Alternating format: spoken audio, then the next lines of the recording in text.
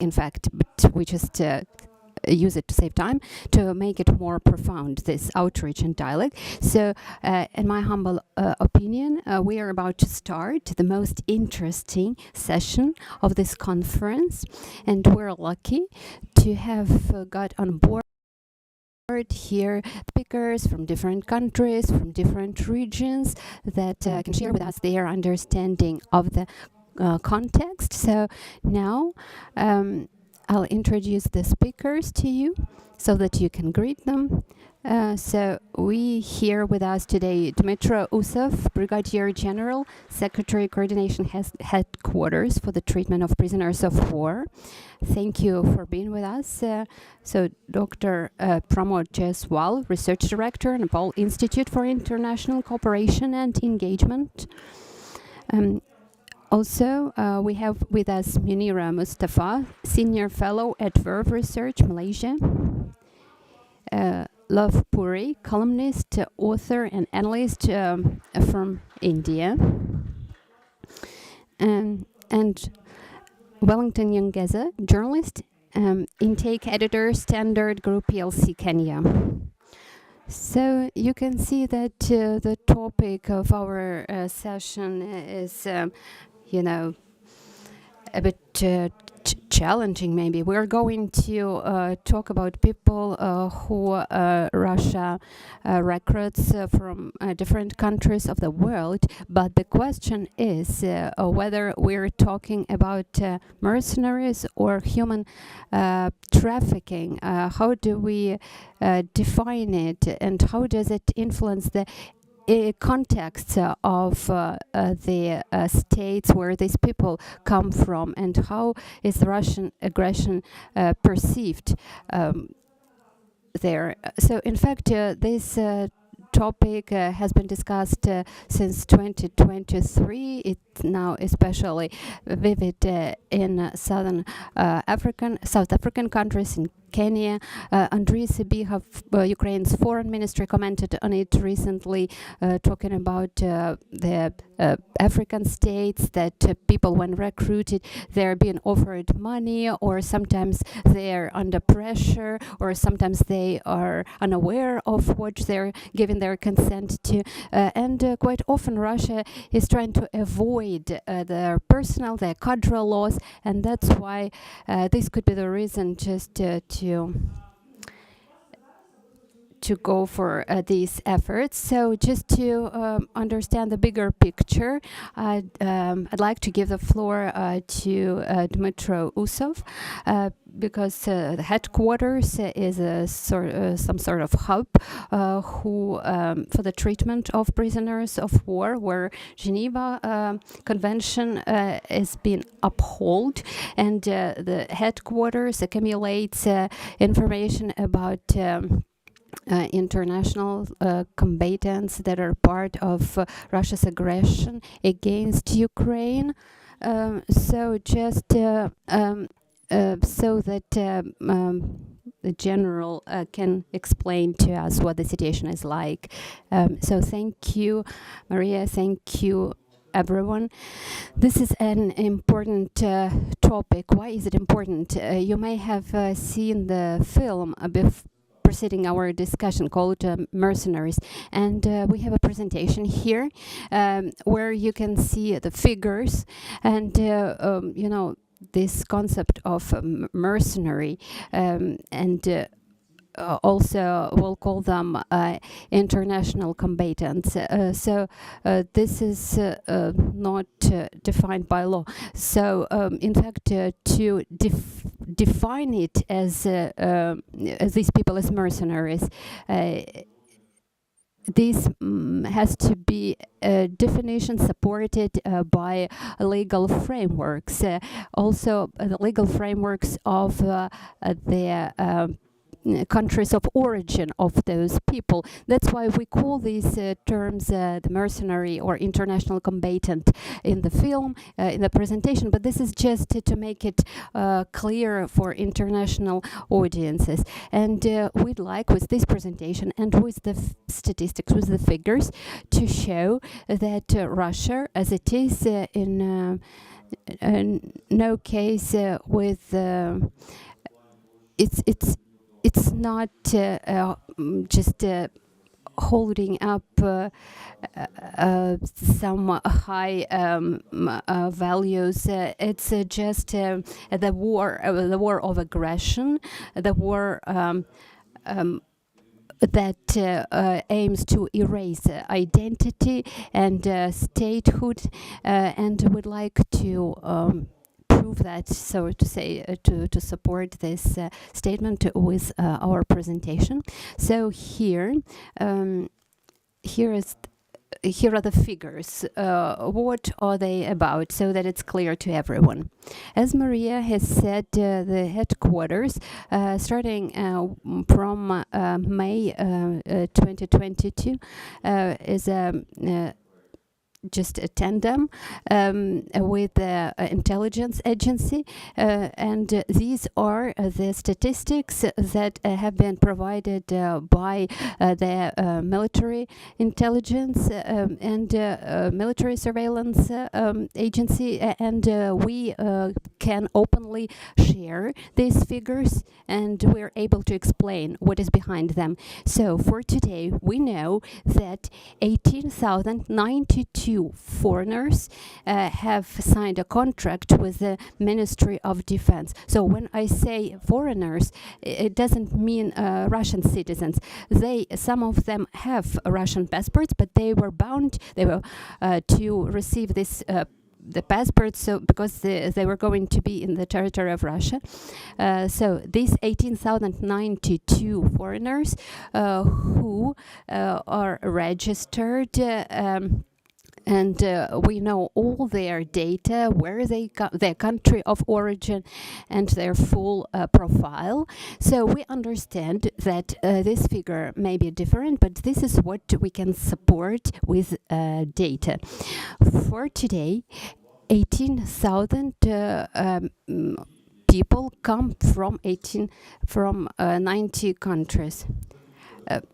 So 3,088 foreigners were killed, and 3,080 citizens that were that signed a contract, but they are still on the side. They are fighting in the Russian army. So, in terms of the geography, we have 6,000 over 6,000 citizens from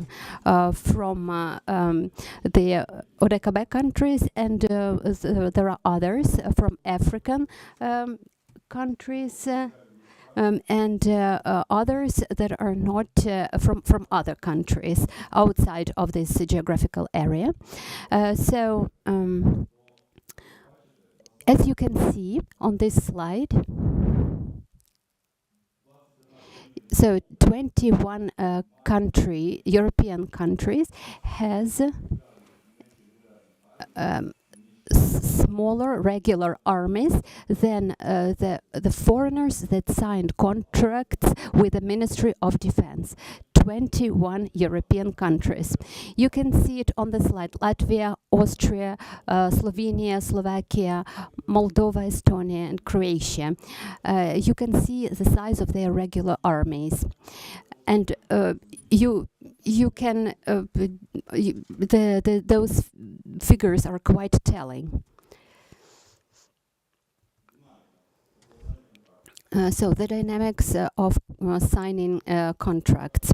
So here you can see the dynamics from 2022 onwards, from the start of the all-out invasion. So you can see that the percentage was small in 2022, but it starts increasing starting from 2023, and you can see 24. And we can see the statistics for 2025 for over 9 months. More contracts have been signed than for the whole of 2024. 2025. So when it comes to motivation, in the first place, of course, it's material compensation, money. So that's why we use the term mercenaries for this presentation in particular, and for broader public, because mercenaries are people who join an army seeking certain benefits for themselves, and so these foreign combatants, they just seek money. That's why this is their motivation to join. But then factor number 2 is pressure, compulsion, and among foreigners who are held in Ukrainian captivity or were held, all of them were interviewed, and we have also information from the Russian army. So either they were pressured, or they were blackmailed or threatened. Either they were forced to go, or they were recruited in prison. So these are the people from former USSR countries and modern Russia's satellites. So in terms of material support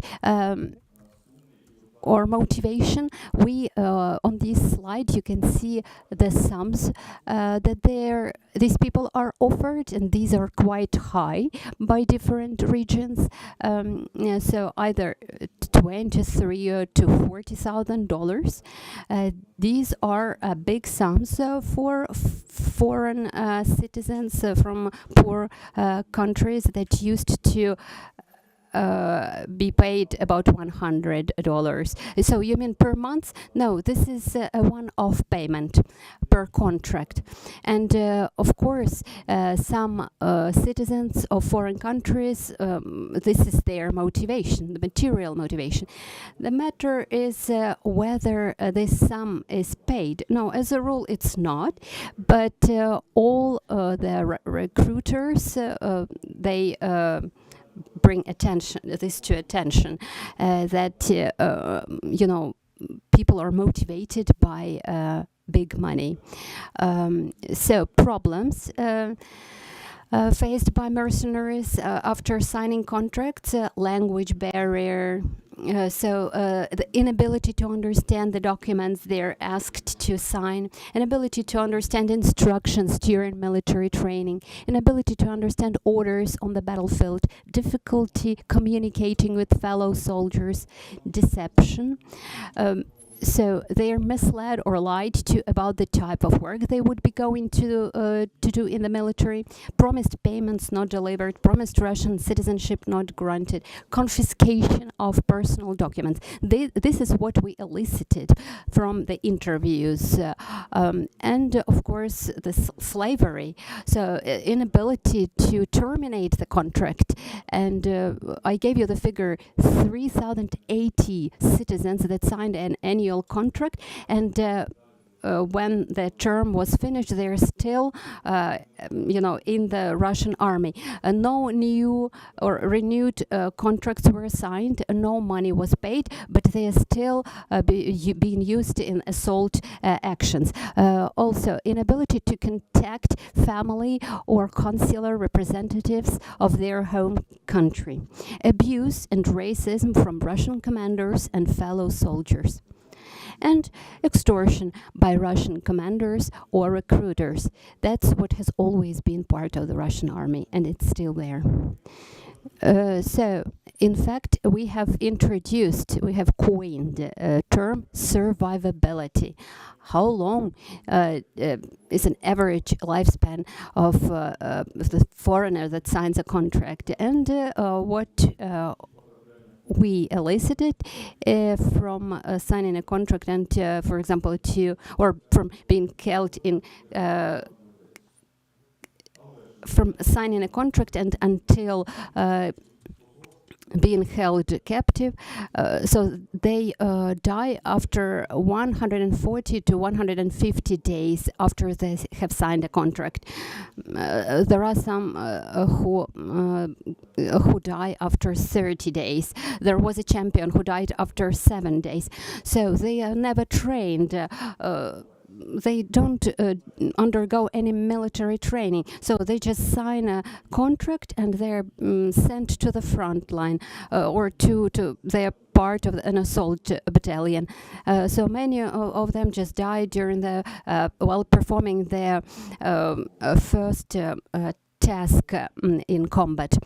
So what we paid attention to, why Russians recruit foreigners, because they have already lost a lot of cadre of their own. So you may have heard the statistics that they have lost over 380,000 Russian citizens. That they don't Russians, they don't make these figures public. That's what we do, our headquarters. So one of the reasons they go for this type of recruitment in other countries is the loss of their own cadre. And also Russia is never responsible for if they lose a foreign soldier. Also these foreign soldiers, they can be left unpaid with benefits, no benefits, no so inception subsidy or benefits. They can be easily tricked. So by recruiting foreigners, they are supporting the their special military operation as part of their propaganda. As you could see, 128 countries that whose citizens have joined the Russia's side. Of course, officially, most of these countries, they don't officially support Russia. They officially support Ukraine, but their citizens are part of the Russian army, and Russia uses this fact in their propaganda messages to say how much support worldwide they have. In fact, we usually don't demonstrate this slide, but we're going to show it just as part of this event, of this session. So also going back to why Russia recruits foreigners, because they are afraid of social strain and criticism of government with a new wave of mobilization, which they can avoid if they recruit foreign citizens. Also, we have included an aspect that may be of interest for representatives of international community. You saw this figure, 18,000 foreigners, but we think that in fact this figure is 20 to 30% higher, but we just cannot support the rest of our assumptions, just this 18,000. So such combatants, Russian special services, they create special networks, trafficking networks, and as a rule, the citizens of other countries, they will just they will go back to their countries afterwards, but there is one thing, though, to be kept in mind. They have the experience of modern war. They will have the experience of using modern warfare, and if and also all the foreign citizens, they cooperate, and we can support that in 100% cases, that they cooperate with either FSB or other services, and that's why these are potential risks for the citizens that join the Russian army. So Ukraine upholds the principles of humanitarian, of international humanitarian law, and there are 5 camps that have been set up in Ukraine, and there are 3 penal facilities and 6 pre-trial detention facilities. So now all international or foreign combatants, they are kept in one camp, and in one of these camps, so we have 136 foreign soldiers, and they are from 37 countries. So they are held in captivity by us. So, and there is a film about them. We have we ran this film at a Paris session, and so this is about the daily life of such captives. And one more slide that to support what I've told you, that Russia's war is the war of aggression. This is the war of invaders, and we have the determined that 46,327 Ukrainian citizens in the temporarily occupied territories of Ukraine were recruited to join the Russian army. That's what we know for sure. 5,368 from Donetsk region, 4,650 from Luhansk region, 5,368 from Sevastopol, 560 from Zaporizhia region, and 478 from Kherson region. And this is from 2022 through July 2025. This statistics is supported and also by the Russian side as well. And we managed to get this data as part of intelligence operations. Russia has been doing all to eliminate our population and to invade the territories of Ukraine.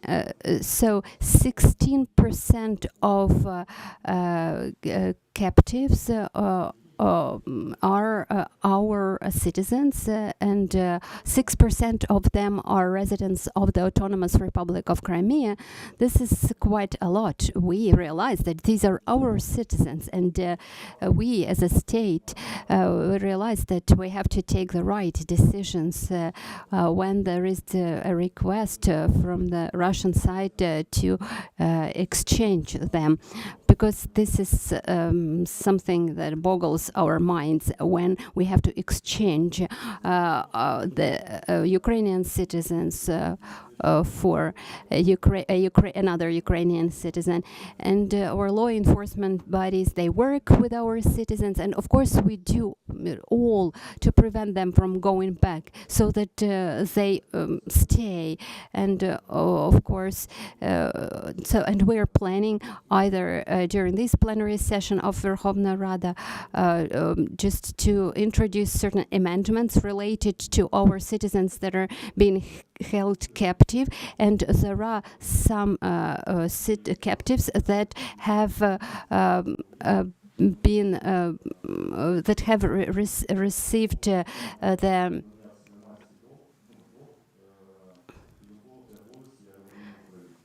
so that have been justified, and we are doing everything to bring them back to civil life in Ukraine. So we have another bit of statistics. So in fact, these are our citizens that are being held captive by Russia, and they're using them against us. 4 units have been created that are part of the armed forces of Ukraine. So four of them: Bogdan Khmelnytsky battalion, Alexander Matrosov squad, Maxim Krivonos battalion, and Martin Pushkar squad. These are the units that engage with their combatants that were held captive by us. So that were held captive, and for example, one of the members of this battalion, Maxim Krivonos, he used to be a Ukrainian soldier of the armed forces. Then he was taken by Russia. He was held captive there, and then he was repeatedly held captive by the Ukrainian side. I want to live project. This is the project that we have initiated, and one of the aims was just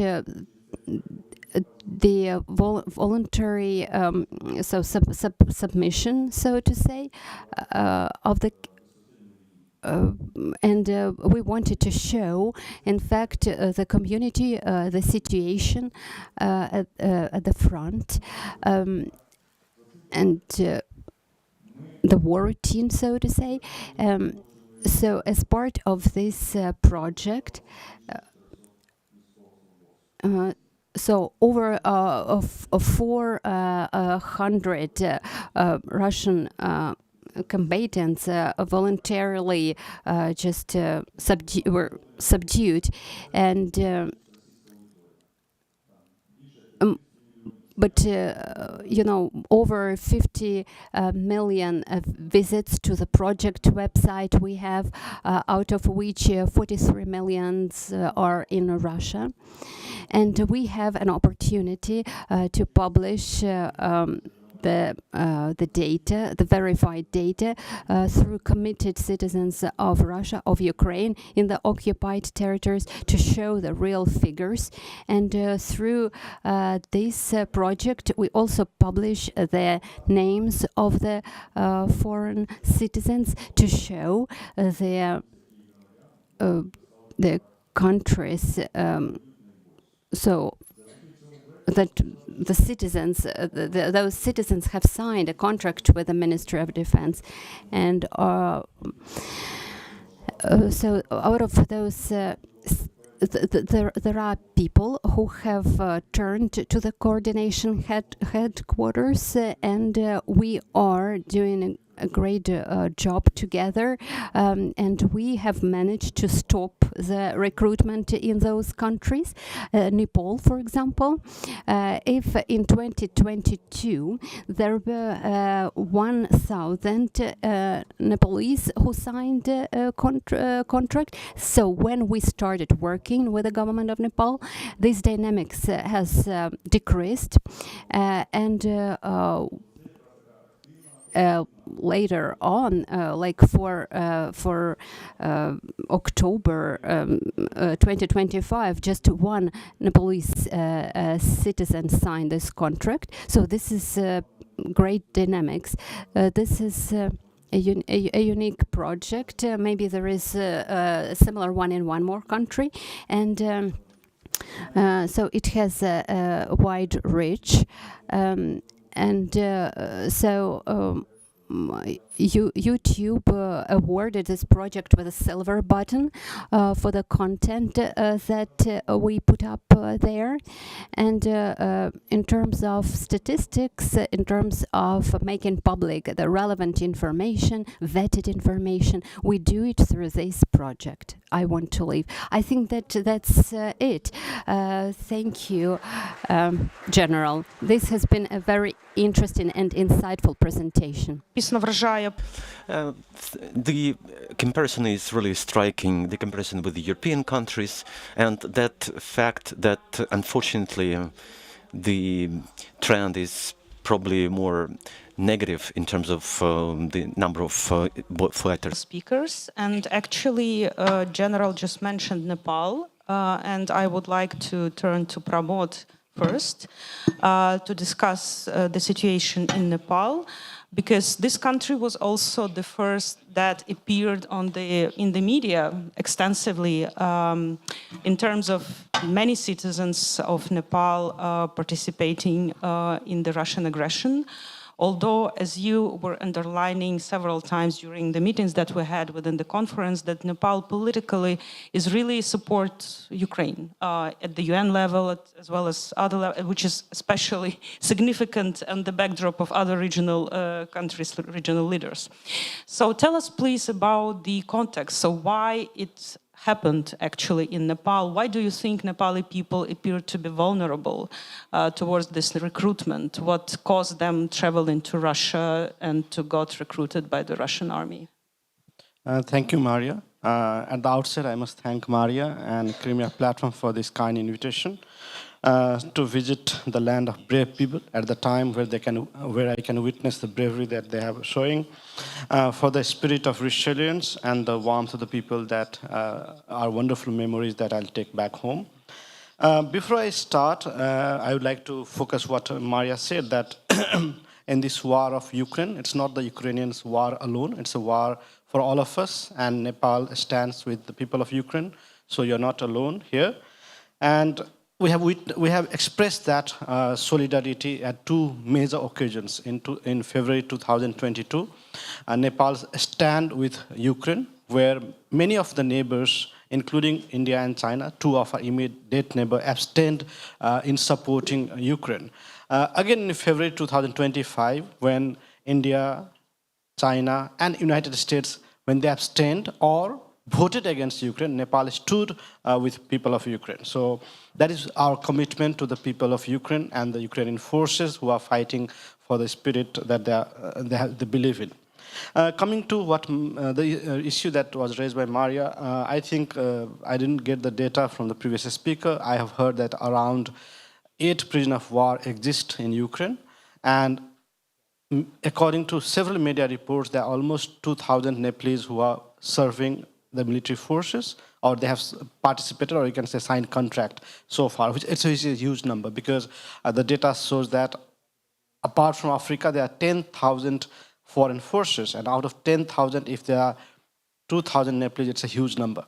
So it's a quite remarkable number. Now, what is the motivator that forced that? I think first is the poverty in Nepal. I mean, Nepal, when there is political instability, and per month you can't make more than $200 in many parts of Nepal, especially in western part of remote Nepal.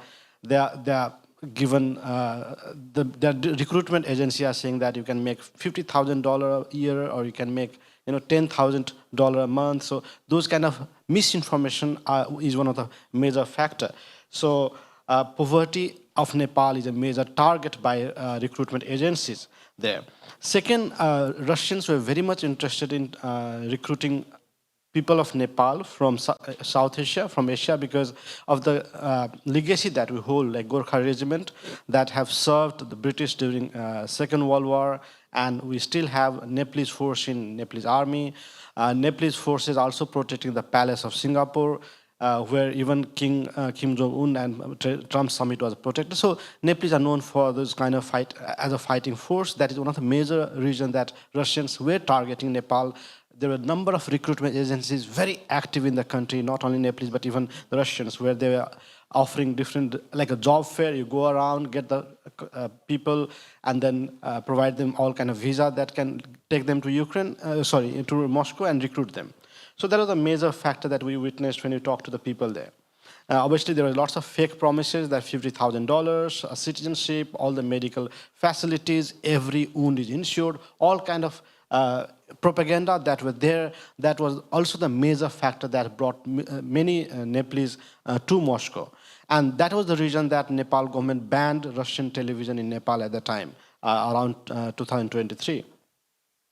Apart from that, as the previous speaker said, many are forced, they are trafficked in the name of better jobs, in the name of scholarship to study in Russia. So when they land up in Moscow, they come to know that that university does not exist, or they are promised a wonderful job, and then they said, oh, you don't have a job anymore. They hired someone else, so they're nowhere. So they're forced to join those kind of fighting forces.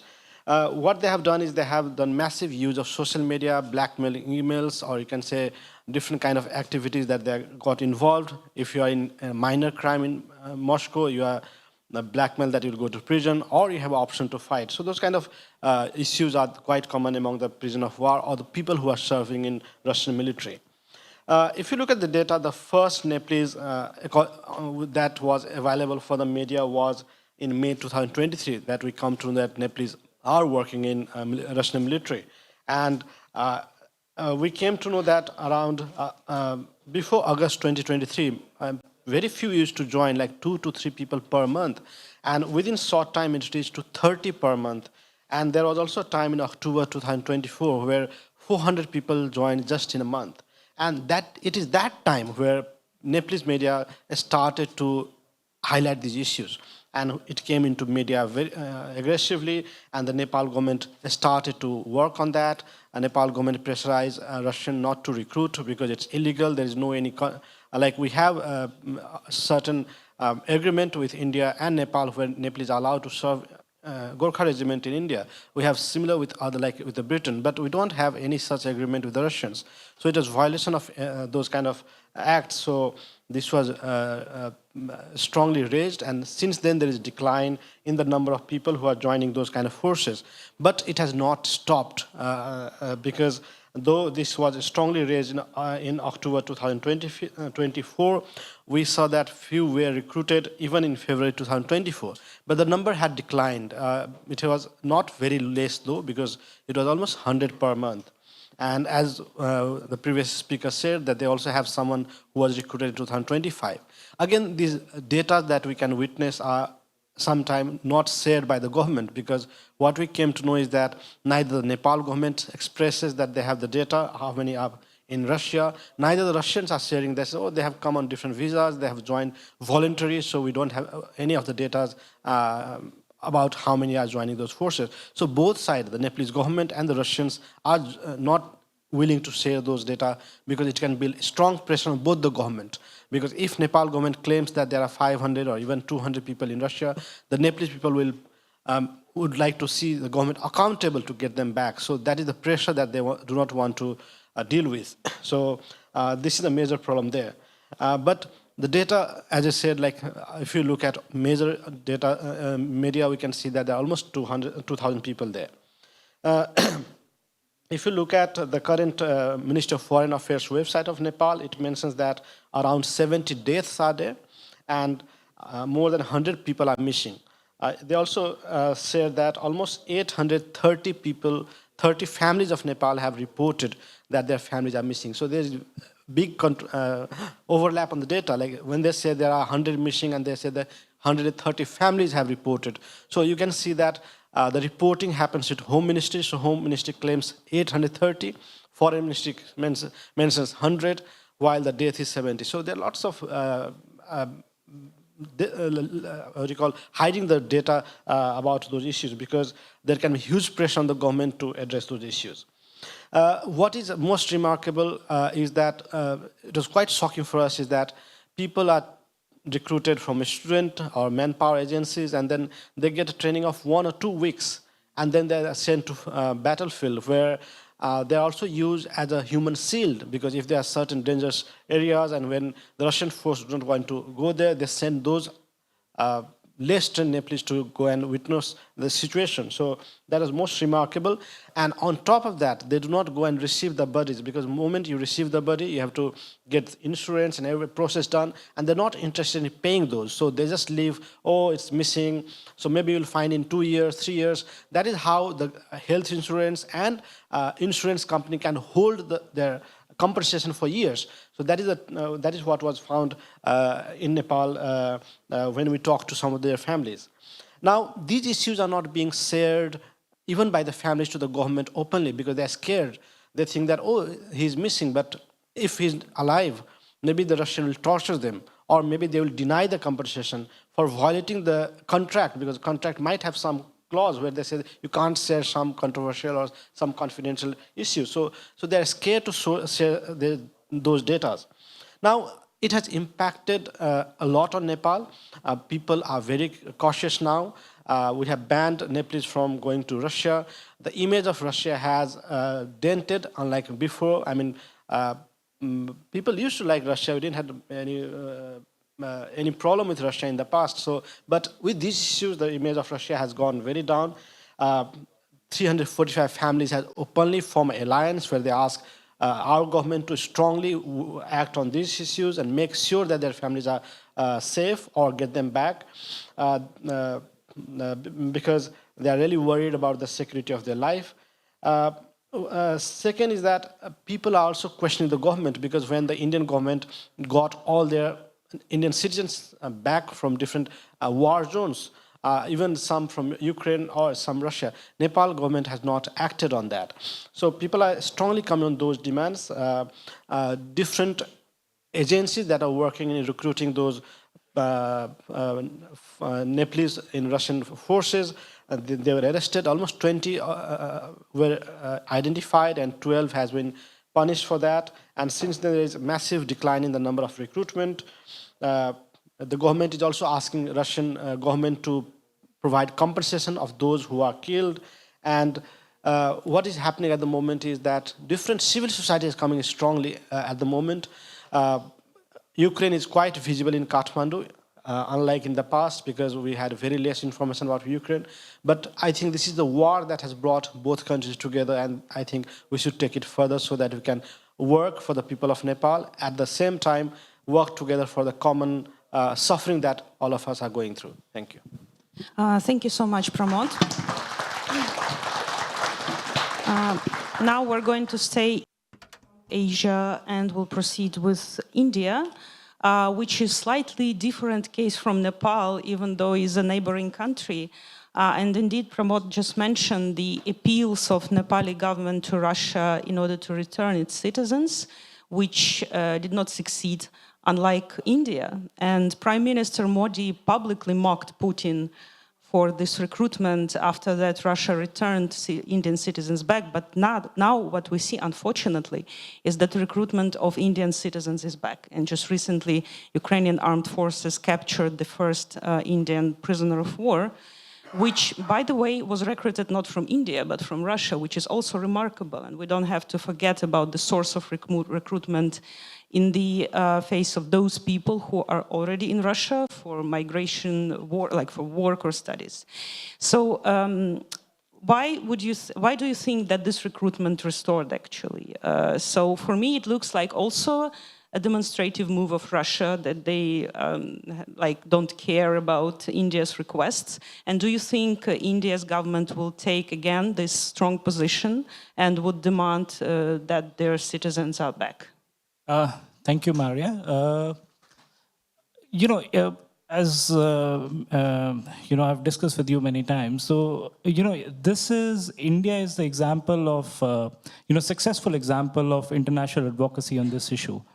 To put things in context, in total number of 170 Indians, more or less, were recruited while they were students, or maybe like from India, and around 90 of them, came back in the last 3 years. The recent number is right now, and that has been put in the parliament. And I think India has been very transparent on that. The number is 44 right now. Around 12 of them are missing, and I think one or two, are in captivity. So this is very much a success story, when it comes to international advocacy. The recent spike, to answer your question specifically, I think this has been on the radar of the Indian ecosystem, whether that's media, civil society, the states in question, the state governments, the central government, and various other stakeholders. And on this issue, we have been on the same page as the Ukrainian government. Legally, or even from society, there is no traction on this issue that Indian citizens should fight in Russia. Legally, there's a provision like Indian citizens cannot fight in other countries, 1955 citizenship law. So there's absolutely no provision which allows that. As you asked, why a recent spike? I wouldn't call it a major spike. Maybe like 12 more Indians were identified. Yes, I come from a place which I was in touch with you. And this boy, we have been in touch with, boy's family, as many journalists. We came to know that, he landed in Russia on 4th of August, 2025. And he was in touch with the family. And in 1 month, someone contacted him, like a lady contacted him, which is generally the pattern which I think the army officers, the military intelligence will know what exactly is the pattern, because, when they interrogate the POWs, they come to know about it. So, and then this guy said, like, I'm going on a mission. And, suddenly this person went incommunicado. And there are like 3 states, like, it's Punjab, Jammu and Kashmir, the Jammu part, and the Haryana. Many of these areas are catchment areas of Indian Army too. So it's just not a poverty-related problem. Many of these boys are, there's a pattern of migration. They go to the West, etc. They want to make quick money, quick bucks. As I was sharing that report with you, and I think the army officer right now, he also mentioned, we're talking about, from Indian context, like we're talking about big money, like, 20 to 60,000, this is what he said, 20 to 40,000. But what I read was like, $80,000 for 1 month, in 3 months actually, like but that's something that is being recruited, actually, advertised. I mean, not the real. He was told that he'll be paid that amount when he was in Russia. So it's a complex array of factors. To cut the long story short, you have to keep this issue on the radar, work at many levels, because India is big country. You have 32,000 Indians, students in Russia, one of the largest in the world. They are like structural vulnerabilities. You have to make sure that this issue you have it on the radar screen, and this doesn't happen again. Again, I may mention, Asian diplomacy is somewhat different. Having worked at the UN level, many things are said in private. Jaishankar right now is in Moscow, the Indian foreign minister. He's met Lavrov, etc. So they're already talking about the labor mobility safeguards. When Indians go there, Indian government in private, they are raking up this issue that, make sure that, this kind of a recruitment doesn't happen. So many of the things we may not know, like in Asian style of diplomacy, many things which you say in private may not come in the open. But on this issue, definitely there is absolutely no green light from any stakeholder in India. But at the same point, you have to work continuously. You have to work at many levels. For instance, I understand you're in right now in a war-like situation. The capacity is limited, the resources are limited. But at the same point, whenever you engage, it's not state to state level. You also make sure that you engage with parliamentarians in question, the states from which this recruitment is taking place. As I said, it's not strictly a private poverty related problem in India. When you're talking about when they're lured for $80,000 or $40,000, that's big money. For a middle income or country. So I think it's continuously advocacy is required for that. Just one additional question, the brief one. So recently there was a story actually from your home city, right? So just briefly, can you describe like the normal people's reaction? So how do they perceive it? Do they perceive it as something like bad, which is done by Russia, or just like the guy who accidentally got that? Like, does it affect somehow the perception of Russia and the Russian aggression against Ukraine? Definitely, there's no doubt about that. When to again put things in perspective, when Russian aggression took place, it was around the end of COVID, 2022, February. Many Indian students were stuck in Kharkiv. And this was continuously in the media, like, that we have to rescue them. So there was enormous sympathy, for Ukraine. Here's a big bully acting against, relatively militarily a weaker country, and this shouldn't happen. So, I'm coming from, a country which has, a kind of a Cold War legacy. This is really important. And I keep on telling you, don't see things in binaries. It's not black and white. You just cannot see. Okay, for Ukraine, pretty much. Yeah. No, I understand. It's a difficult situation for you right now. But at the same point, the world, international, engagement is always in gray zone. You have to find nodes of convergence. But on this specific issue, there's definitely a shock. For that, for that place, because I come from that place that was all over media, and the family is terrified. If you see the video, which I shared, the mother is completely shaken. The entire family is shaken. They are appealing, and they appeal to the parliamentarian of a neighboring constituency is he's a minister in the Prime Minister office. So they have a de facto approach Prime Minister Modi in that respect. So this issue will remain on the will remain important. When it comes to Indians, in this this issue, this specific issue of fighting with the Russians, there's absolutely no traction, at any level from India. Yes, thank you so much for this explanation. This is important. Thank you, Love. And now we will departure to Africa, to the African continent, and specifically to Kenya. So now, actually, we talked to Wellington maybe half a year ago for the first time over the phone.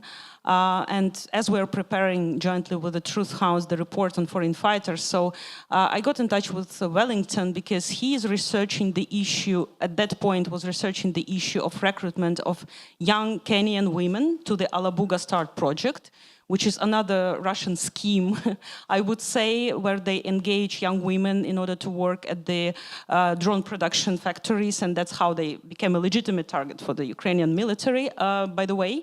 So, and we were discussing this issue, and I was wondering whether there are already cases of foreign fighters recruitment from Kenya. At that point, there was no, but that was in the air, I guess. And now we can see that there are Kenyans already in Ukrainian captivity, so prisoners of war, but also it's become an issue at the highest level, state level. It's been commented by the head of state. So, Wellington, can you explain what's going on, and what's the reaction of the government? Do you see any efficient steps in order to stop this? Is there a will to stop this, and how the society reacts in Kenya? Thank you, Maria. Презентацію вімкніть, будь ласка. And thank you for inviting me back to Ukraine. It is my second time here. The first time I came was 2 years ago. We met the President Zelensky among a team of 10 African journalists from 11 countries. This time, I have sort of explored Ukraine more because we walked around Lviv and then Kharkiv. Then Kharkiv, I had a very interesting event, a moment that I have recorded, and in fact, I'll tell the story back home, which tells of the resilience of the Ukrainian people, who I consider my warriors. We went to an underground school built by the Ukrainian, of course, the people of Ukraine, to ensure the education of children continues despite the war. And I think we were told that the school is 30 kilometers away from the border. And I had a moment where young Ukrainian children were really excited to see a person who looks like me. I think it is the first time in their life. So they wanted to shake my hand. I think they've never seen a person who looks the way I look. They've only seen it on TV, perhaps Black Americans. And so I had to even take a video. And then I wanted to tell them that stay warriors, because we in Africa are also facing the problem that Ukraine is also facing, Russia's aggression against our villages. And Maria, I had told you that I had organized a few slides just to, and I've named them Putin's War Now Hits African Villages. As you can see, I don't know whether if I can run these slides because they are very short. So when the war that Russia waged against Ukraine started, how do we run it? How do we run it? Just want to move it.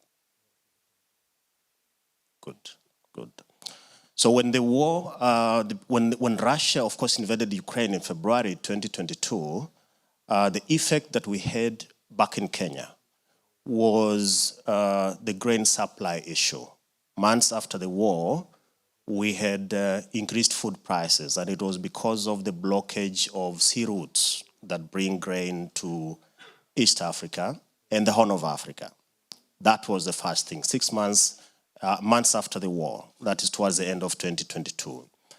And then 2 years into the war, the reports started emerging from media and civil society of Russia recruiting young women from Africa into what is called the Alabuga Start program that we are told is based in Tatarstan Republic of Russia. It's, I think, 1,000 kilometers east of Moscow.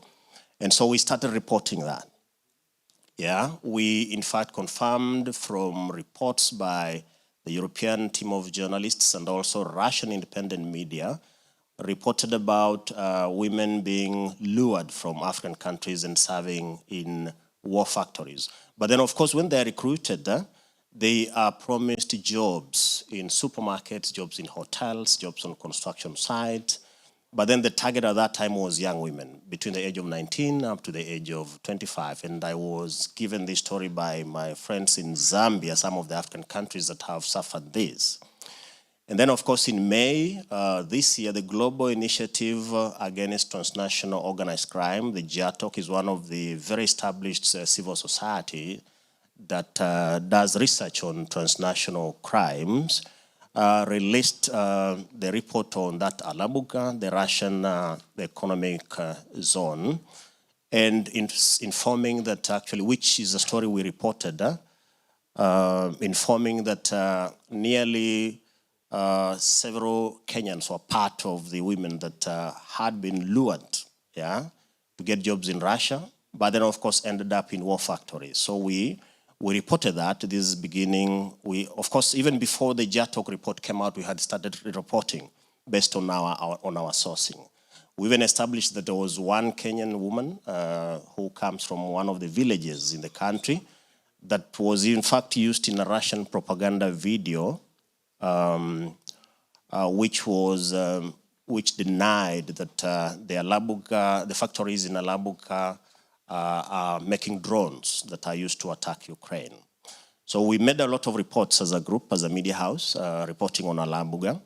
And then, of course, now the real story started. Of course, we kept reporting of the Alabuga stuff and how Russia was upping publicity games to say how good it is and it's offering jobs, using the Africans that had been trapped and were working in factories. Yeah. So we confirmed that, in fact, From my own country of Kenya, there are about 21 women. We are still investigating to even reach their families, which is a story that we will do and report. And then, of course, now it came to the big story. In September, young men came back home and contacted us. We were not aware that actually Russia had been recruiting Kenyans, using agencies that recruit people, promising them jobs to Russia. And because Kenyans look for jobs outside, not only Kenyans, of course, all the East African countries, people look for jobs. They go to Saudi Arabia, jobs in hospitality, security, and then skilled jobs. And so about 2 young men contacted us, telling us that they had actually returned from the front lines and had been saved by the Kenyan embassy in Moscow. And then they gave us material that we used to do this story. We saw that it was a big matter that we had to inform the whole country so that the government of Kenya can act. And that's why we did this big story on the front page of the oldest newspaper in the country and the region. It's called The Standard, where we got pictures of young people who were trapped on the front line. It's okay, good. So we splashed the images of these young men.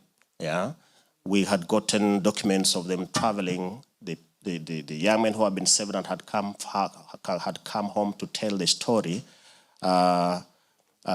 gave us their harrowing experience on the front lines and how, when they were recruited by agencies in Nairobi, they were promised jobs in supermarkets, as I've said.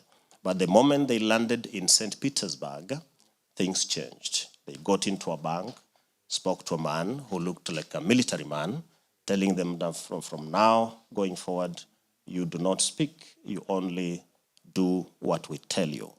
And then they did what they were told. They signed documents written in Russian, signing a lot of stuff, which they did not understand. Then off to some military training where they were trained for 5 days, and you're given a gun, and then you're placed on a truck and off to the front line. You've never tested a gun in your entire life, and then you're taken over to the front line. When you get there, of course, to the front.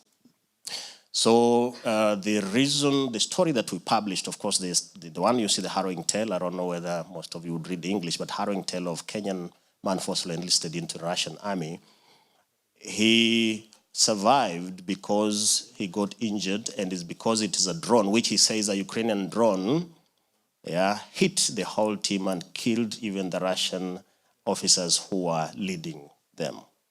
And so they go to hospital, and that is where the Kenyan embassy officials now found them. So we kept reporting that, and then of course the following day the government now responded after we had this big story on the front page that Kenyans were stuck in Russia, and we had taken pictures of them. So the Kenyan government, the Minister for Foreign Affairs, who is also more of a prime minister of the country, did this statement of 2 pages. It's too long, you cannot read the whole of it, but he admitted that the government is aware and has been speaking to the foreign ministry of Russia to ensure that Kenyans that perhaps have been lured to the front line are brought back home. So, of course, after the government spoke, and then Kenyans, what followed was Kenyan families, speaking, because the whole country now started speaking. About 10 families came and then spoke to us in the media. The mother came from one of the towns, because she had seen the picture of his son on the front page that was fighting on the front line. She came. Then, of course, went to the Russian embassy and asked for her son. In Nairobi. The embassy told her that we did not give a visa to your son to go and fight on the front line, so we don't know. So she started speaking to the government. So finally, the reaction of the government, as I've shown, basically the Kenyan government has been speaking to the Russian Minister of Foreign Affairs to find a way of removing these Kenyans that were lured into the war.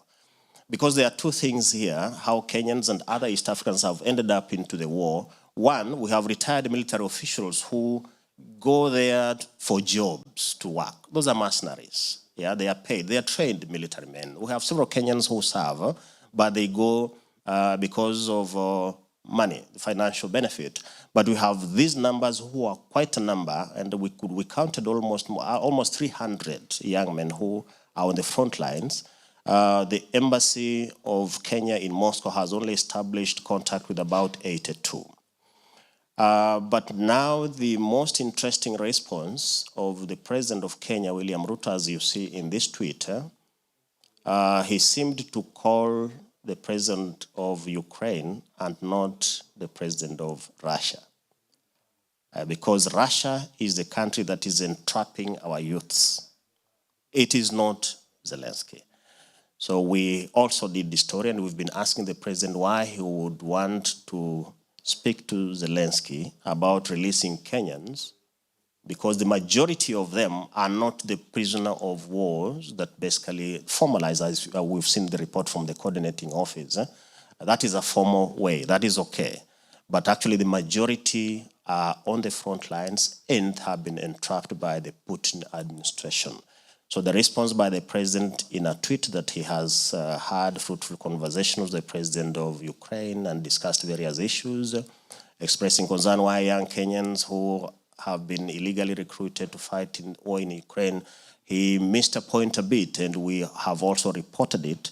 And I think this is something that we are still reporting back home in our media.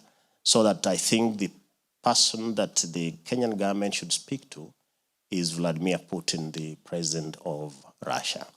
So that is my experience in Kenya, Maria, and thank you for this opportunity. Thank you, Wellington. So I guess that this statement, Russia waging a war against the African villages, is a pretty strong statement. Thank you for that. And actually, when you look at lots of the stories that are published, for instance, by the coordination headquarters of those prisoners of war, they don't look like iconic mercenaries. They look like people who were somehow like, for God knows what reasons, just appeared there. And so this is something different, which sometimes is being described as a predatory recruitment, which is a pretty good definition, I guess. So, and now I would like to turn to Munira, who will zoom out. Luckily, we don't have Malaysians, as we know, fighting for the Russian army, at least not to our knowledge, and it's not something typical for Malaysia, definitely. So, but I would like to ask Munira to zoom out as a security expert and provide her opinion on this whole story of this predatory recruitment, how it looks within the broader Russian strategy, warfare strategy, and how it looks also in the region, because you can see some parallels with other forms of predatory engagement of people from your region. Please, the floor is yours. Доброго ранку всім. Дякую, що запросили мене. It's an part of this discussion today. It's funny that you mentioned that, because as I was getting ready this morning, I happened to be glancing to the news back home, and it seems that Russia has offered about 20 more scholarships to Malaysian students. Hopefully they will not end up in the front lines. Yeah. We shall see. So, Russia's invasion of Ukraine has now entered its third year, and while much attention has been paid to battlefield developments, there's a darker dimension of how Moscow is sustaining this war that deserves closer examination. So let's go. To understand why this recruitment pipeline exists, we need to start with a crisis that the Kremlin refuses to publicly acknowledge. Russia has sustained over 1 million casualties since February 2022, with approximately 1,000 personnel lost every day. So just maintaining current force levels requires Moscow to generate between 30,000 and 40,000 new recruits each month. So this creates two critical problems. First, the financial burden. Russia's voluntary recruitment system depends on ever-escalating cash incentives that are draining state coffers and destabilizing domestic labor markets. And secondly, mass mobilization is a political suicide. So when Putin attempted mobilization in September 2022, as you remember, over 261,000 Russians immediately fled the country. So Putin needs a third option, and he found one. In July 2025, Putin signed a decree that may have seemed bureaucratic on the surface, but it was strategically significant. The decree authorized foreign nationals to serve in Russia's military during mobilization periods. So what makes this particularly noteworthy is that what the decree doesn't say. It provides no specifications for how these foreigners will actually be recruited. So the legal ambiguity is not an oversight, it's deliberate. So unwilling to risk another round of domestic mobilization, Putin has built what amounts to a global trafficking infrastructure. So this map illustrates just how extensive this infrastructure has become. North Korea provides the most formalized arrangements. So over 10,000 soldiers, complete with a mutual defense treaty signed in June 2024 that echoes Cold War era military alliances. So Central Asia represents a different model entirely. Russia hosts approximately 3 million migrants from this region, and we're now seeing systematic workplace raids where these individuals face a difficult choice: military service or deportation. But the network extends far beyond these regions. Syria was reportedly the earliest major source, with recruits sent for training in Russia following the 2022 invasion while Assad was still in power. So by late 2023, Cuba's own foreign ministry had uncovered human trafficking rings recruiting Cuban nationals. From there, the pattern spread. Nepal, India, Bangladesh across South Asia, Kenya, Somalia, Sierra Leone, South Africa across Africa, and most recently, Iraq. In September 2025, it exposed networks operating through false employment promises. So what links these diverse countries together is a common vulnerability: economic aspirations combined with institutional weakness that prevents governments from adequately protecting their citizens from these predatory networks. Now, it's crucial to understand that this didn't just emerge from desperation. It's the result of strategic learning over time. The conceptual foundation came from Ramzan Kadyrov's Chechen paramilitaries. They suffered catastrophic losses at the Battle of Hostomel, if you remember, and they earned the unflattering moniker TikTok warriors for their reluctance to engage in sustained combat. And despite being a PR disaster, they proved something important to Moscow. You could wage war through expendable proxies. And then Wagner took that concept and industrialized it. Yevgeny Prigozhin went directly into Russian penal colonies, offering prisoners a bargain: fight as expendable assault troops in exchange for reduced sentences. And then when Prigozhin launched his mutiny in June 2023 and died in a plane explosion 2 months later, many assumed Wagner was finished, but the model outlived its creator. So Putin's July 2025 decree simply took what Wagner had proven effective and scaled it globally.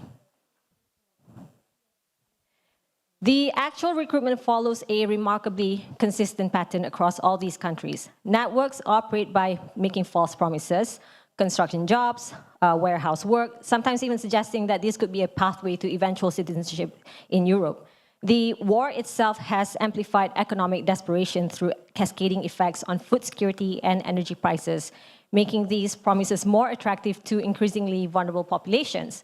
And then what enables this system to function is institutional weakness. Governments already struggling with political instability simply cannot protect their citizens from sophisticated trafficking networks masquerading as legitimate employment agencies. And then in some cases, particularly among certain African states, there appears to be minimal interest in even attempting repatriation.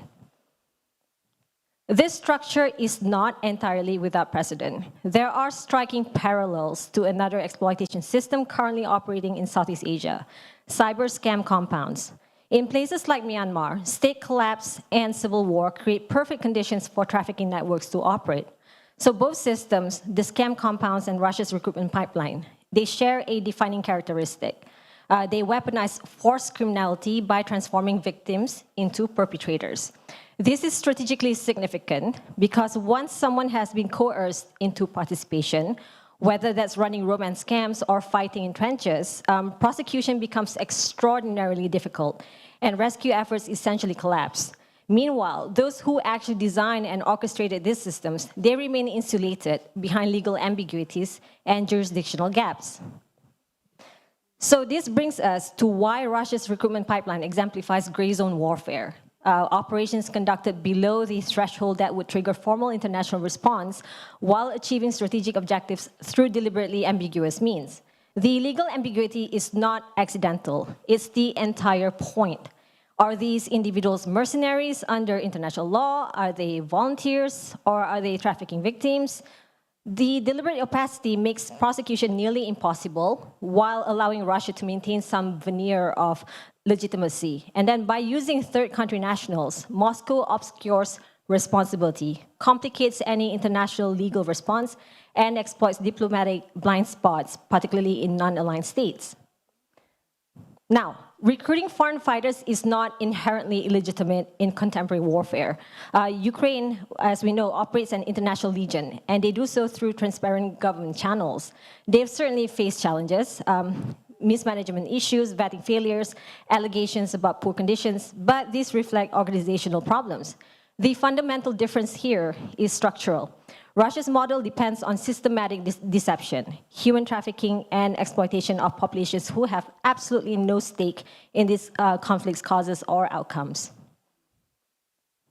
The recruitment pipeline does not exist in isolation. It's part of Russia's broader gray zone strategic toolkit. So we see similar approaches in sabotage operations targeting European infrastructure, sophisticated disinformation campaigns, and ongoing subversion efforts directed at Western institutions. The recruitment pipeline serves multiple functions simultaneously. It sustains Russia's war of attrition without triggering the kind of domestic political crisis that mobilization would inevitably cause. So foreign casualties conveniently don't appear in the statistics that Russian domestic audiences see.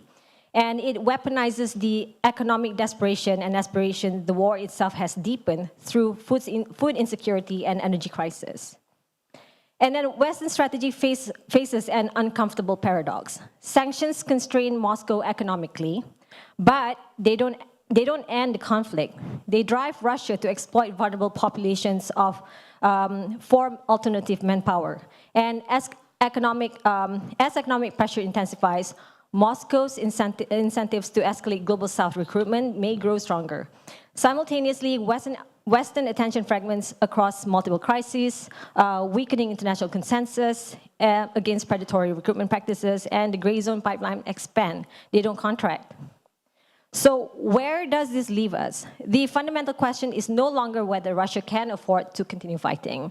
Moscow has clearly demonstrated that it can lure foreigners into the meat grinder to avoid another domestic mobilization.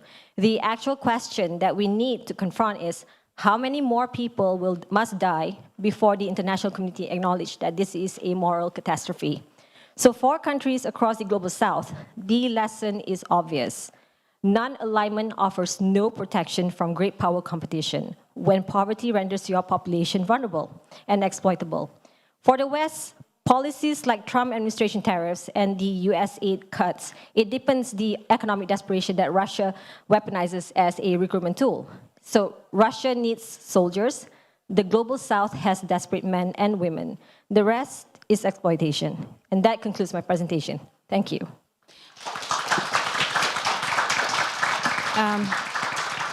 Thank you, Munira. Now I will give you the possibility, dear audience, to ask several questions, although we're running out of time. But before that, I would like to turn back to General and to ask him one more question. Maybe he has also some comments on the presentations of our guests. Пане генерале, можливо, у вас є якісь коментарі щодо презентацій, які ви почули, але я вам теж хочу додатково. So I'd like to ask you additional question. In terms of captives, as we know, so there hasn't been any negotiations of exchanges because Russia has no interest in bringing these people back, either home or back to Russia.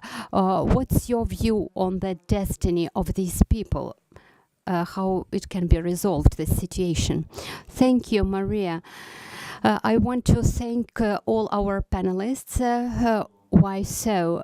Because we have brought up important matters, and Munira has presented to us, and I'm sure that this data that she mentioned and what we showed to you can be used further to support further arguments and messages. And in the first, it is the first time that we have shown this presentation to this highly esteemed audience, and we will take it forward.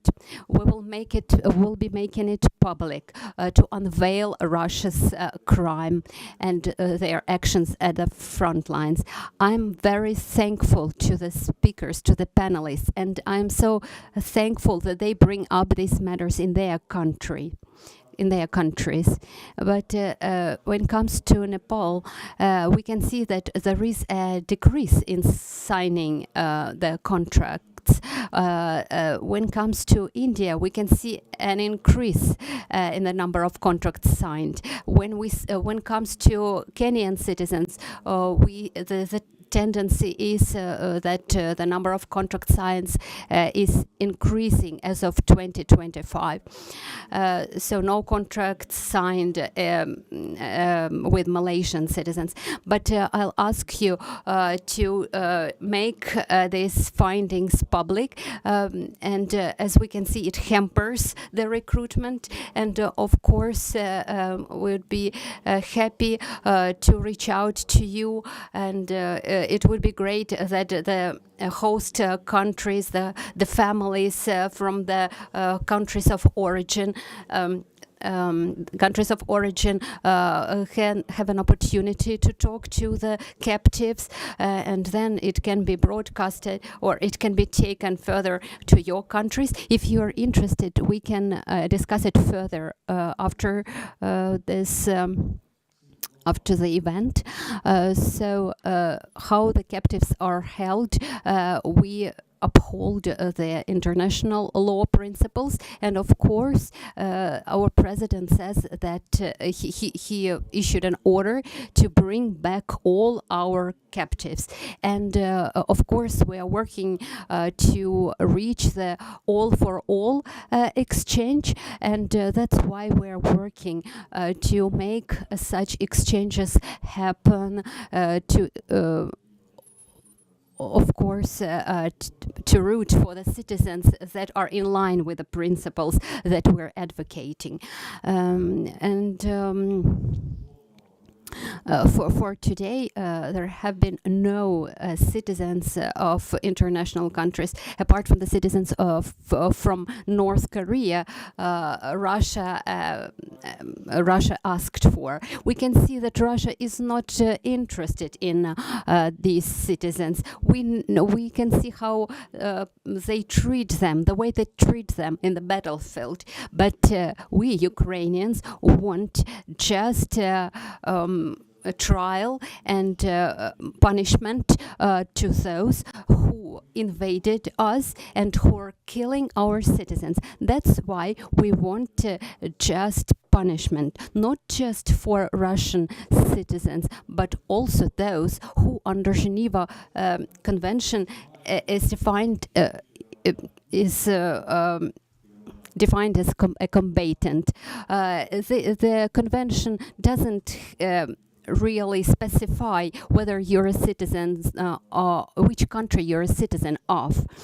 But there is a definition of a combatant. So our task is to achieve a situation where our citizens can be exchanged for combatants. We have cooperated with the countries of origin of the people that we keep captive, and we have received their pertinent court decisions and the paperwork from the Prosecutor's General office to extradite a citizen of the country that can be just classified as mercenary, and this extradition has to take place in the closest future. And also it is there is a case where a citizen of Russia, there is a confirmed case, and just we have to extradite this Russian citizen because his country made a request for his extradition. He killed another citizen in the occupied area. So, as you can see, despite Geneva Convention that was as of 1949 is still being upheld, even though with improvements we're trying to reach out to human rights and advocacy organizations, and we set an example of how it should be done. Thank you. Do we have any questions from the floor? If we have several questions, we will take several questions and then we will go for a break. Hello, Zhana Vespichuk, BBC. My question is to colleagues from Kenya. Whenever you prefer. Yeah? Okay, so I have a question to the colleagues from Nepal, Kenya, Malaysia, and India. But before that, I just want to share our experience. As a journalist, I covered with my colleague from Egypt the story of the citizen of this country, Egypt, that fought in Russia, in the Russian army on its side, and it was he was taken in the captivity by the Ukrainian forces. And then what we found out, it was very interesting and important, and for Ukraine too to understand, that this Egyptian citizen, he was deprived officially by his president of his citizenship for participating in this war on the Russian side. The legal base for this was that he didn't get the official authorization from the defense ministry of his country to take part in the war, in the armed forces of Russia.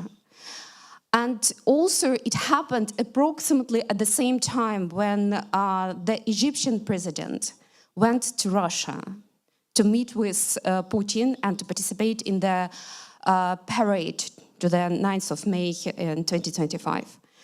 So the decision of the president regarding this citizen of Egypt wasn't in line with his foreign policy towards Russia. My question is, when can you just draw the wider picture? When it comes to the decisions that the political and military leadership of your countries and defense ministries of your countries take decisions that they take with regard to the citizens of these countries that take part in the war on the Russian side, what are these decisions with regard to the citizenship, whether it happens elsewhere too, that citizenship is taken away from the people, and with regard to the official consent or authorization to participate in the war on the Russian side? It'll be really very interesting to know. The colleague from India told already a little bit about this, that there is no legal base for the citizens of India to take part in the war on the Russian side. But it'll be interesting to know more about that. Thank you. Thank you, Jana. Any more questions from the audience? Please, we'll take one more and that's it. Sorry, one.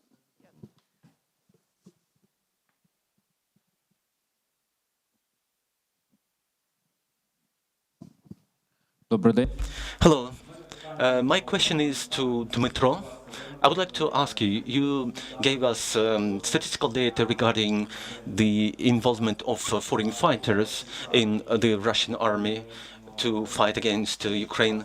Can you tell us the North Korea who participated in this war? You didn't give this data because they didn't make any contracts with the Russian army. How were they engaged in this war? Because from what I understand, they are not part of this data, right? Thank you. Okay, we will start with the... Take the floor first, please. And that will be the final remarks also. Thank you. To answer the question by the lady, I think she's a journalist.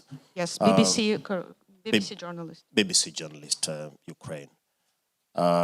In Kenya, Kenya does not prohibit in law a Kenyan serving outside gainful employment as a military person, whether for America or whichever country. But I'm aware South Africa does not allow its citizens to serve in the military in another country, but Kenya does not prohibit that.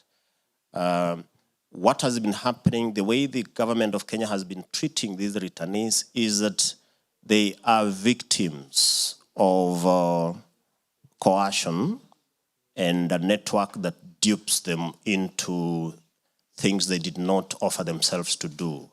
And so they when they come back home, they are assisted by government authorities to come back to life, and they are no longer victimized or even enter any legal processes against them. They are treated and then, of course, gotten back into society. But the agencies, what has been happening in Kenya now, the agencies that are shipping these Kenyans to Moscow and Russia, there is a very thorough investigations and several have been closed. Yeah. There is investigations on other agencies. Some, in fact, there were several arrests in the country in September after the return of these two men, and others are returning back. So those who return, who come back, are not treated as, they are treated as victims. So they are helped by the state, public hospitals and all that. So they are not victimized through legal means, no. What is happening is that the agencies that now shipped them abroad are the ones being investigated and prosecuted before the authorities. I hope I answered the question. Yes. Thank you. Love, please. Yeah, that's a very pertinent question that, what happens. So, when it comes to, the boys or men who are enlisted while they're in Russia, that is very much seen as, they're victims of human trafficking or, the system which is in place in Russia right now. But when it comes to recruitment agencies, 4 persons have been arrested, and there are like 19 cases being, which have been slapped on various persons. But when it comes to these boys and men, I'm not much aware of this, whether they are being charged or not. I guess, I was also talking to Maria, this morning, and she was also saying that, it's more of a, they're victims. Whether, there are laws in place which says that, you can be stripped of the Indian citizenship, etc., etc. But, you have to see the context. These boys are in Russia, and then the families are reaching out to the politicians, and then the politicians are reaching out to the political elite, bring them back. So it's more of a, it's more of, seen as a problem of, victims of this war, Russian war against Ukraine, rather than they being responsible or having the agency to join, Russian army. So, but definitely, when it comes to recruitment agencies and the people who are running the show, there has been a crackdown. But at the same point, as I said earlier, this should continuously be on the radar screen because, it's a big country. It's, 1.4 billion we're talking about. There are varied issues, which the bandwidth of the political elite is limited. So I think it has to be like the country in question, like right now, it's Ukraine, which is at the receiving end, has to continuously, engage with various stakeholders in India. And this is a fine example. I being here, whatever little we heard, it was coming from Russia. Now the things are opening up, and the Ukrainians are also gathering steam. They have their, obviously it's a valiant story, and bringing people here. There's an information gap which is bridged, and we'll go back and write about it. I think that's important. Make sure that this issue remains on the radar screen of various stakeholders in India, and obviously, people who are victims over there, families, etc. they'll continuously raise this issue. Thank you. Thank you, love. Munira? To my knowledge, I don't know any Malaysian who has been fighting for Russia yet, but I can draw from two perspectives to answer your question. Firstly, Malaysian law criminalizes mercenary activities. That means that under Penal Code Section 125, it prohibits our citizens from waging war or taking part of or abetting any actions of war against any government or any state or any country at peace with our king and our country. So that's the first provision. Secondly, I would draw from our experience with the Islamic State in Iraq and Syria. We've had instances in the past when we had Malaysians going to Iraq and Syria as foreign fighters, and we have the strict policy of repatriating our citizens. So this is the kind of framework that I expect we would be working with assuming if there is a Malaysian fighting for Russia, I would expect that we would be taking a similar response. We would have to go through the repatriation process, bringing them home, and then process them, put them through assessment, go through the whole rehabilitation program, go through the court sentencing, and all those, and also monitoring them. So I hope that answers your question. Thank you. Pramod, please. Actually, there is no legal base for any country to hire Nepalese as mercenaries apart from India and Britain. And we have proper agreement on that. We have a Gorkha regiment. Even Nepalese can't join any regiment. Nepalese can join only Gorkha regiment of India and only Gorkha regiment of UK. They can't join any other regiment of that country. So there is no legal base. Only factor that attract Nepalese to those kind of fighting forces is economic base. Second is that most of the time they are hired, you'll be serving a very less, something like a cook or driver where you are not in threat. So that is how they try to attract them. And at the same time, they use a proxy route. None of those recruiters ask them to fly to Moscow through Nepalese route. Either they go to Dubai and then fly from there on tourist visa, or India, or Colombo, which is like where Nepalese forces can't, Nepalese immigration can't track them. So, and government has worked on that. I mean, there are strong pressure from the people, and that's why we can see that, you can say Russian TV was blocked, and immigration are strict on that. Nepalese can't go to Russia at the moment, but still they are using different embassies on other countries and trying to go on tourist visa, and then they reach there and try to change their visa. Actually, what we have seen is that in the past, there was only men who were going to Russia. Now they have started recruiting women because they were less, I mean, they were not in radar.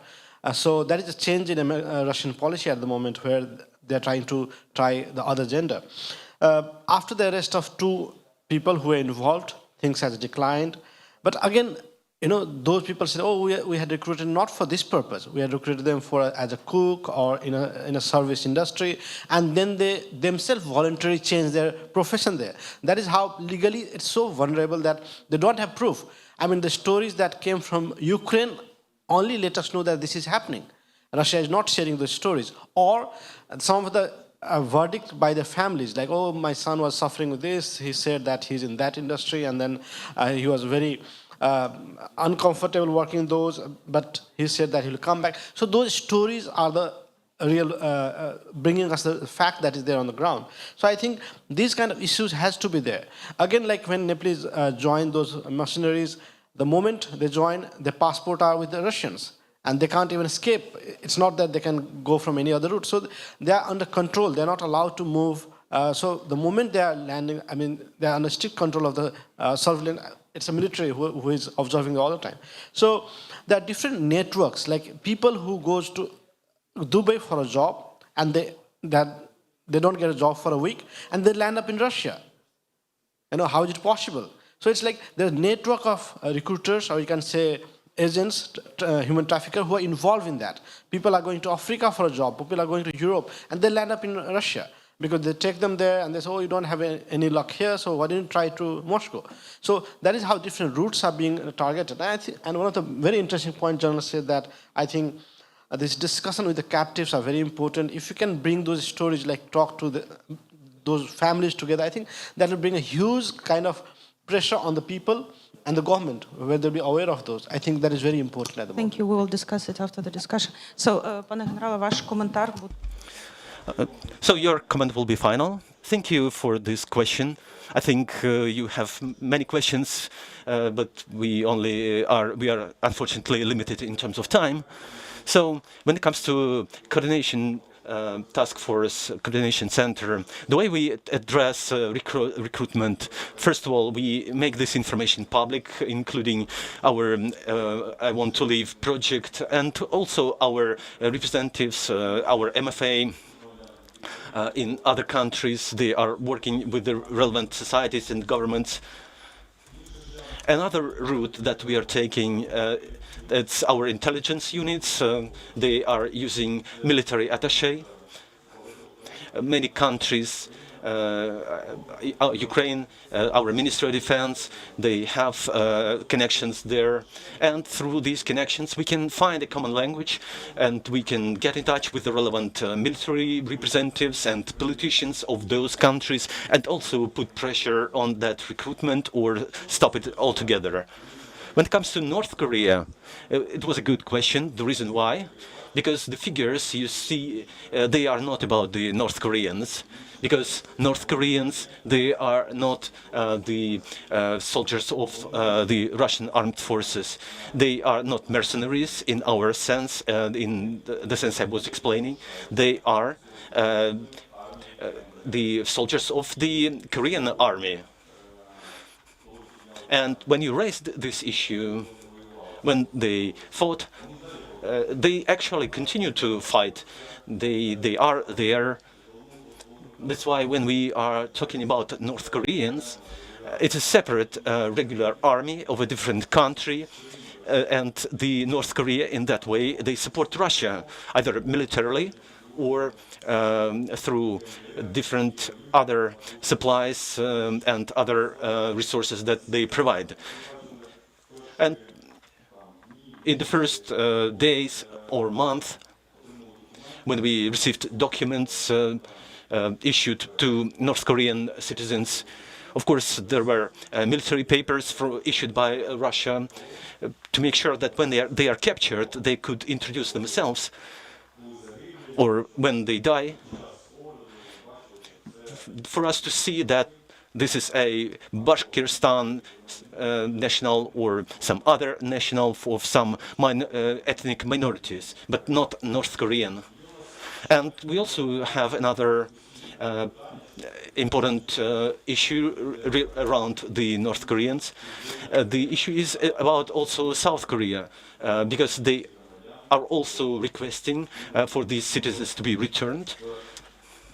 Because in the constitution of the South Korea, all citizens are citizens of the South Korea, and they view them as their citizens, even those who were captured as North Koreans.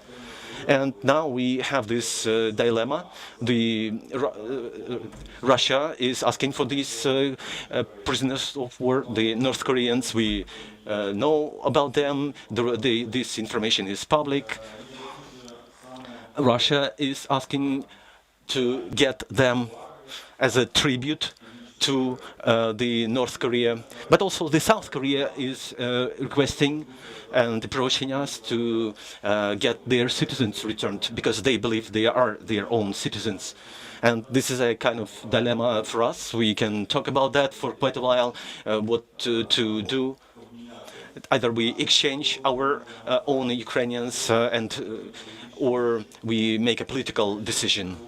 And as I said, we are in favor of just punishment. And if you remember, I told there are 3,080 foreign fighters that made contracts. The contracts ended, but they continue to fight in the armed forces of Russia. And we have cases when we exchanged Russian soldiers who were captured, and they returned to active fighting. It took them from 1 month to 2 months. So nobody is rehabilitating them. they don't have a possibility, unlike others. They are not allowed to get demobilized. They go back to the fighting zone, and they were recaptured again. And this is happening. It's not random cases. And after our captivity, when they were exchanged back to Russia, and Russia reused them. They, on a mass scale, they write certain statements that they don't want to get exchanged. They want to stay in Ukraine. They want to stay in Ukrainian camps because the conditions in the camps are much better than the conditions in the army or in the Russian penal colonies. That's why there is a certain percentage of Russian POWs who refuse to get exchanged. And under the Geneva Convention, we are not able to exchange them without their consent. That's why they are in our camps. So when it comes to foreigners, where is the certainty that when we exchange them, they will not go back? Just an example of the contracts ending and 3,000 people until they kind of until they get scrapped by Russia, they continue to fight for Russia. Thank you for this detailed response. And we will thank all our speakers, all our panelists and guests who came from different countries. We are really grateful to them for this concern for Ukraine and for their work, of course. And we thank to the general for his work, for the coordination center's work. I really visited the camps and I can confirm that the conditions there are adequate. I think in line with the Geneva Conventions. Thank you for joining this discussion. Just a statement from me. Next panel will start in 15 minutes, so don't go far away. Thank you.